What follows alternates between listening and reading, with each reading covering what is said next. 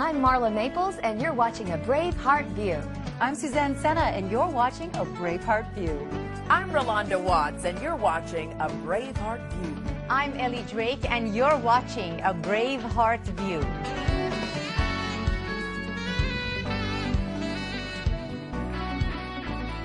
Hello and welcome to A Brave Heart View.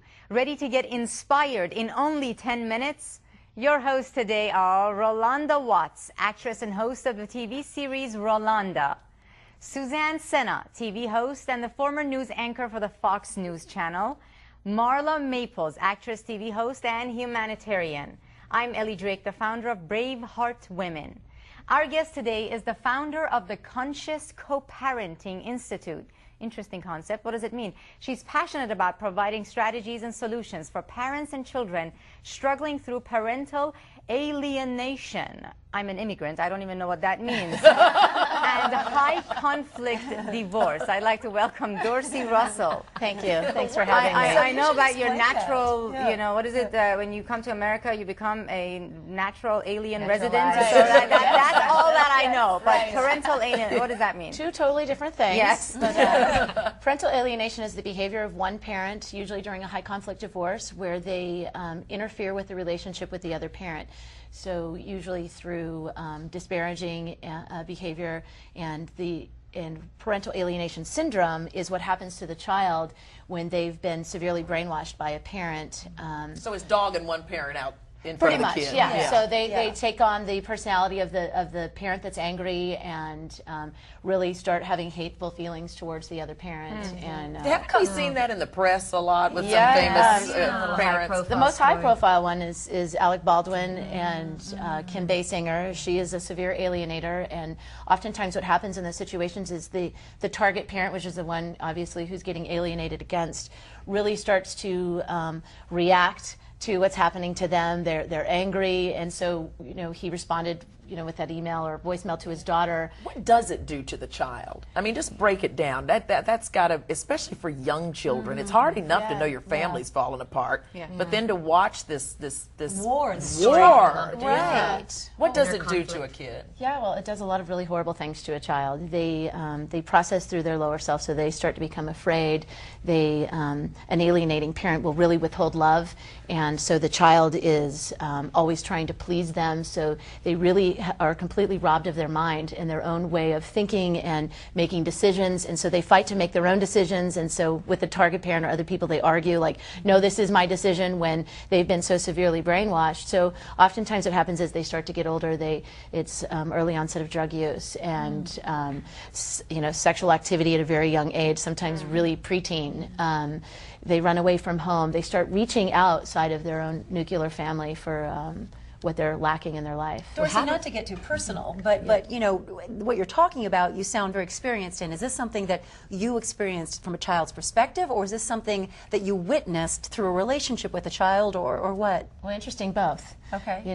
My parents divorced when I was 5, and my father, who was actually an alcoholic and abusive to my mother, we were severely alienated from him. So my mom threw him under the bus, and to the extreme of making us watch her on TV talking about, spousal abuse and really focusing on what a horrible person he was. And she alienated us from everybody, grandparents, aunts, uncles. And I didn't really know what it was. And a lot of people don't know what it is by term, but they know what it is by what they're experiencing. So as a child, this happened to me. And when I went to see my dad when I was 18, trying to, mend this relationship, but both of us were broken. He was hurt and angry, and I was hurt and angry, and so I felt like he neglected me and abandoned me, and he felt like we were horrible to me. I was a child. I was really mean to my dad, and so then I married very young. I moved to the East Coast to get away from my mom, and married very young, and then I divorced, and then my mom tried to alienate me from my own children through my ex-husband. So how did you actually shift this then from all this alienation? How did you turn it from divided to united? I think is one of your terms. Yeah, that is my term, and I was dating a man who was being alienated from his child, and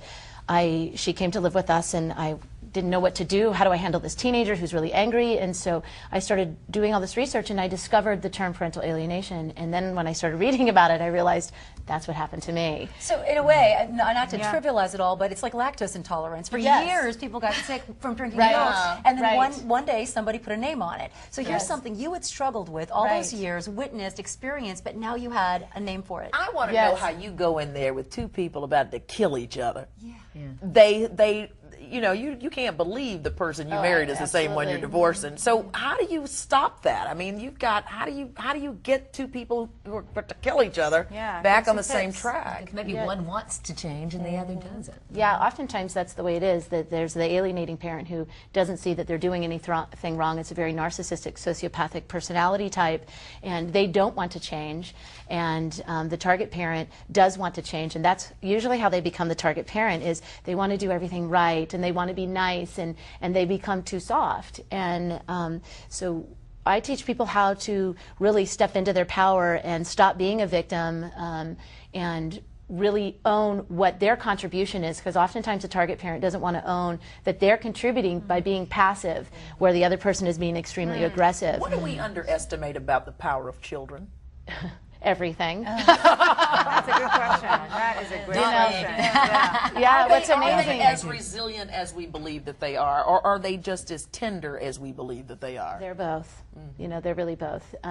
They're very resilient in that they can overcome so much. I mean, I think about what I overcame, and you know, statistically, I was trekking down the wrong track. You know, I did drugs early on. I had boyfriends at 14. You know, I was trekking down this crazy path, and yet I stumbled into an industry and was able to pull my life together and realize that there was a greater purpose for me to be here. And so kids can get through this as long as they have somebody in their life, whether it's a coach or another adult, that can really guide them in the right direction to say, you know, so it's that not a they lost have good cause. relationships That they have one good day. relationships. That's the heard thing. it just takes one person to give that child unconditional love to really turn their lives around. And it doesn't have to be a parent. And oftentimes they Aunties reach out. come in. Grandparents come in. I love the term conscious co-parenting. I mean, isn't it great if we could all say, you know, even those who divorce could say, I'm a conscious co-parent. Right. And I like the co-parenting business. Well, it has to be. I mean, it has to be a co-parenting situation. I mean, who among us hasn't been in a relationship with somebody these days? If you're single, you've dated somebody with kids, or you have kids, and you witness these things. So it's nice to know there's a place to go for help in that. Absolutely. You know, I dated somebody for a while who had children, a child, and they had a terrible relationship with his ex. And I went and got books, but it was hard to find books on this type of thing. Absolutely. Yeah, and the people have to want to do it too. How do you reach out to the people who I mean, these people who are abusive or not thinking about the children, how do you get their attention to know that they have to make a change? And does it ever become exhausting to do this type Yes. of work? Because, Oh, of course. It does become exhausting until I have the reward of reuniting a parent with a child that they haven't seen. And, you know, I have a guy right now, 10 years, makes me cry. He hasn't seen his child in 10 years. And through working with him and getting him right on the inside, he was able to really communicate with his child. He created an online campaign, created a website, reached out to this child. She found him and has, like, they're now sharing pictures, and he has written her stories and letters and about his life, and they've actually, you know, had a reunion. And It's so almost beautiful. ironic that you're keeping families together, even in the midst of a divorce. Absolutely. And that's And people can wonderful. come to you for that, right? Absolutely. They just come to you. If you're alienated, go find Yeah. and have Dorcy. you found that, like, women are better at alienating than men, or It men started are better? out that way. You know, it came through the whole sexual revolution where women were stepping into their power and wanting to have equality, and then, you know, but they realized that they didn't want to have that much equality. They didn't want to share custody with the kids, you know, with the ex and with the dad, and men started stepping in saying, hey, you know, I really want to have more time with my kids. And so it really started in that time, and now it's sort of shifted where it's pretty gender neutral. It's both men and women. They alienate a little differently, but it's Thank you in for both. doing what you do. It's definitely There's a important. resource. There's a place to Thank go you. for help. Conscious co-parenting. All the way from conscious co-parenting to conscious coexistence in the world. That's right. That's what we're going to do. That should be your next book. No, you know what? Go ahead. But think what it teaches our kids about peace, if you will. Yes, It really, absolutely. really does. You may be sitting at home and saying, boy, I sure would like to get more information about Dorcy Russell, and you can do that if you log into braveheartview.com. Then click on Resources. And Core Inner Circle members, you can also access Dorcy's exclusive video titled Conscious Co-Parenting to help you go from divided to united in your Core member section. Finally, we want you to get your Braveheart view. So to join us in our discussion forum after the show or to watch more episodes, go to braveheartview.com. On behalf of our guest, Dorcy Russell, and our hosts, Rolanda, Suzanne, Marla, and myself, Ellie, thank you for connecting, and peace in.